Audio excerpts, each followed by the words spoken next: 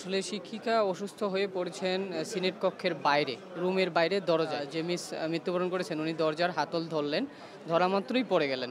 তবে একটি হৃদয় বিদারক ঘটনা ঘটেছে। সকালে একজন পোলিং অফিসার জান্নাতুল ফেরদৌসী, যিনি চারুকলা বিভাগের শিক্ষক, তিনি নির্বাচনের ভোট কেন্দ্রে ফলাফল সংক্রান্ত বিষয় এবং ভোট গণনার কাজে দায়িত্ব পালন করছিলেন। তারপর তিনি মৃত্যুবরণ করেন এখানে অসুস্থ হয়ে পড়ে। যিনি মৃত্যুবরণের একজন প্রত্যক্ষদর্শী আমাদের সাথে আছেন, আমরা শুনবো তার কথা। ভাই, আ আমরা আপনি কি দেখেছেন আসলে? আসলে ভাই, আমি নিজেও একজন প্রার্থী ১০ নং হলে আমি হল সংসদ করতেছি। তো এইজন্য সিনেট কক্ষের সামনে আমি দাঁড়িয়েছিলাম। পরে দুজন মিস আসলেন। দরজার যে মিস মৃত্যুবরণ করেছেন উনি দরজার হাতল ধরলেন। ধরা মাত্রই পড়ে গেলেন। সিনেট কক্ষের বাইরেই, দরজার সাথে। পড়ে যাওয়ার পর আরেকজন মিস ছিলেন, উনি ওনাকে ধরলেন। তারপরে কয়েকজন আপু ছিলেন, ওনারা হাত পা ডলে দিচ্ছিলেন। আর আমি একটা পানির বোতল দিলাম। পরবর্তীতে সাথে, সাথে আমি আমাদের মেডিকেলে ইমার্জেন্সিতে কল দিলাম যে অ্যাম্বুলেন্স লাগবে এখানে। পরে অ্যাম্বুলেন্স আসলো। ভাই সহকারে ভাই হচ্ছে স্ট্রেচারে করে নিচে নামাইলেন। নিচে নিয়ে যাওয়ার পর হচ্ছে ওনার স্বামী ছিলেন নিচে দাঁড়িয়েছিলেন। পরে ওনার স্বামীসহ অ্যাম্বুলেন্সে করে সাভার এনাম মেডিকেল হসপিটালে নিয়ে যাওয়া হইলো। পরবর্তীতে আমাদের মাঝে খবর আসলো যে উনি আর আমাদের মাঝে নেই। তো এই বিষয়টা পুরোটা আমার চোখের সামনে পুরোটাই ঘটলো। তো খুবই আপসেট এটা দেখে। কারণ প্রচণ্ড হৃদয় বিদারক ঘটনা একটি। যে মিস ওনার সাথে ছিলেন উনি বললেন যে গত রাতে ওনারা ভোট শেষ করে ওই ফিরদৌস মিস উনি হচ্ছে প্রীতিলতা হলে পোলিং অফিসার হিসেবে ছিলেন। তো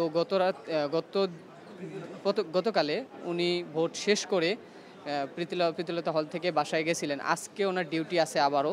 তো আজকে সকালবেলা এই আসা মাত্রই জাস্ট সিনেটের দরজার হাতল ধরেই উনি পড়ে গেছেন। ভিতরে ঢুকতে পারেন এই দরজার বাইরে। আর একজন শিক্ষার্থী আল মাহাদি ইংরেজি বিভাগের শিক্ষার্থী জাহাঙ্গীরনগর বিশ্ববিদ্যালয়ে, তিনি যখন চারুকলা বিভাগের শিক্ষক জান্নাতুল ফেরদৌসী যখন অসুস্থ হন, যাকে তিনি স্ট্রেচারে করে নিচে নামিয়েছিলেন, আমরা শুনবো তার কথা। তিনি সামনাসামনি আসলে কি দেখেছিলেন এবং পরিস্থিতি কি ছিল? আমি হচ্ছে দোতলায় ছিলাম সিনেট ভবনের। তো দেখতেছিলাম যে হচ্ছে অ্যাম্বুলেন্স আসছে। তো আমি দৌড়ে হচ্ছে কে অসুস্থ হয়েছে দেখার জন্য যাই। যাওয়ার পর দেখি ম্যামের এই অবস্থা, ওনাকে স্ট্রেচারে অলরেডি উঠানো হয়েছে নিয়ে আসার জন্য। তখন আমি হচ্ছে ম্যামকে ধরে নিচে নিয়ে আসি। তখন ম্যামের অবস্থাটা এরকম দেখছিলাম যে ওনার হাতে অনেকে ধরেছিল যে পালস আছে কিনা চেক করার জন্য। চিকিৎসক যেটা বলেছে, ওনার যেই অ্যাটাক হয়েছে তার 20 সেকেন্ডের মধ্যে উনি চলে যাওয়ার কথা। তো সেইখান থেকে উনি শরীর একেবারে শান্ত ছিল। তো তারপরে হচ্ছে সেখান থেকে আমরা নিচে নামিয়ে নিয়ে আসি। আনার পরে অ্যাম্বুলেন্সে উঠাই। তখন ওনার যে হাজব্যান্ড উনি পাশে ছিলেন, কোথাও ছিলেন হয়তো, উনি আসছেন। আসার পরে উনি সহ আরও কয়েকজন শিক্ষার্থী ছিলেন, মেয়ে শিক্ষার্থী। তো তারা হচ্ছে উঠে তাদেরকে প্রথমত নিয়ে যাওয়া হয় আমাদের মেডিকেল যে চিকিৎসা কেন্দ্র সেখানে। তারপর সেখান থেকে উচ্চতর চিকিৎসার জন্য তাকে এনাম মেডিকেলে নিয়ে যাওয়া। সেখান থেকে তাকে চিকিৎসক শাওন উনি হচ্ছেন ঘোষণা দেন। আপনি তো সম্ভবত প্রার্থী এবং ভোটের সময় পুরোটা সময় ছিলেন। আপনার কখনো কি যখন শিক্ষিকা অসুস্থ হয়ে পড়লেন, তখন কি ভোট গ্রহণ স্থগিত ছিল, বা ওই সময় আসলে তখনও কি ভোট গণনা চলছিল? আসলে শিক্ষিকা অসুস্থ হয়ে পড়েছেন সিনেট কক্ষের বাইরে, রুমের বাইরে দরজায়। তো ভিতরে আসলে কারোর জানার কথা না ভিতরে কি হয়েছে। যদিও আমাদের চিল্লাহাল্লার কারণে ভিতর থেকে একজন টিচার, স্যারের নাম জানি না, স্যার বের হয়ে ওনাকে নিয়ে অ্যাম্বুলেন্সে দিয়ে আসলেন। তো ওই ভিতরে তখন কি অবস্থা আমার জানা নাই, আমরা বাইরেই ছিলাম।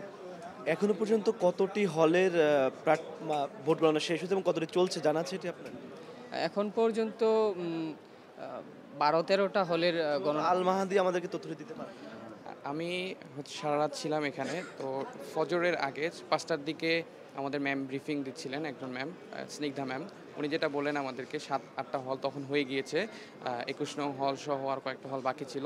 তো যারা পোলিং এজেন্ট আছে তাদেরকে যাতে সকাল ৭টার মধ্যে এসে উপস্থিত করি আমরা, সে বিষয়ে আমাদেরকে তো উনি উৎসাহ দিচ্ছিলেন আর কি।